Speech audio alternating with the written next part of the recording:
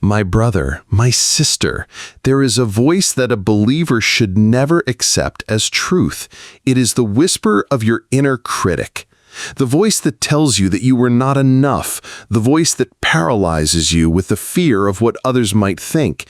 It commands you to hide, to shrink, to avoid, promising you safety in the shadows. But this is a false promise, because the believer's only true safety is with Allah. You were not created to live in fear of creation. You were created to live in awe of the Creator. The world tells you to find confidence within yourself, but this is a heavy burden to carry alone. Islam teaches us a higher truth, a lighter path. It is the path of tawakkul, of profound and absolute reliance upon Allah. For He says in His book, "And whoever relies upon Allah, He is sufficient for him." Quran 65:3. This is the key.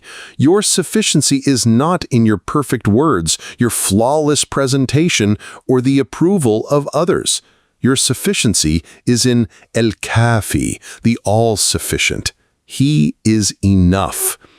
So how do you walk this path? You take the practical steps, the means that Allah has provided, while your heart is attached only to Him. Your reliance becomes the shield you raise against the whisper of the inner critic. You take that first step, not because you feel confident, but because you know that Allah is with you. You enter that room not with the goal of impressing people, but with the intention of connecting with fellow creations of Allah as an act of worship.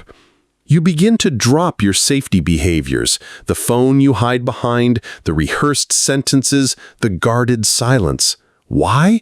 Because you realize your true protection is not in these fragile habits.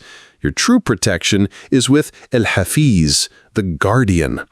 You start to turn your attention away from your own racing heart and toward the person in front of you.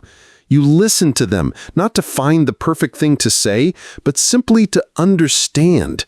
In doing so, your interaction transforms from a performance into an act of service, and every act of service done for His sake is blessed.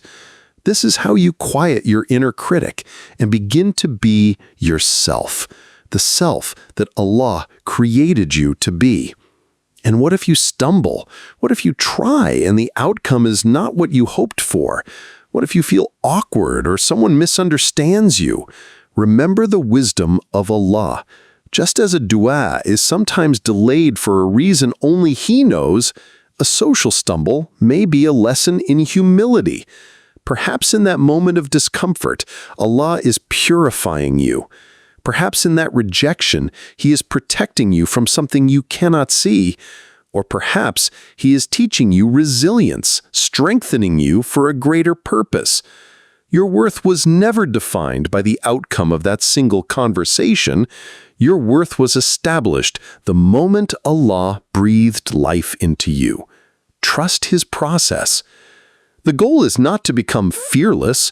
A believer has fear, but our ultimate fear is reserved for Allah alone. The goal is to move through the world knowing that the One who created the heavens and the earth is your sufficiency. Do not wait to feel confident. Act with the confidence that He is with you. Do not seek to be perfect. Seek only to be sincere. Walk forward not with the strength of your own ego, but with the strength of your reliance on El-Qawi, the most strong.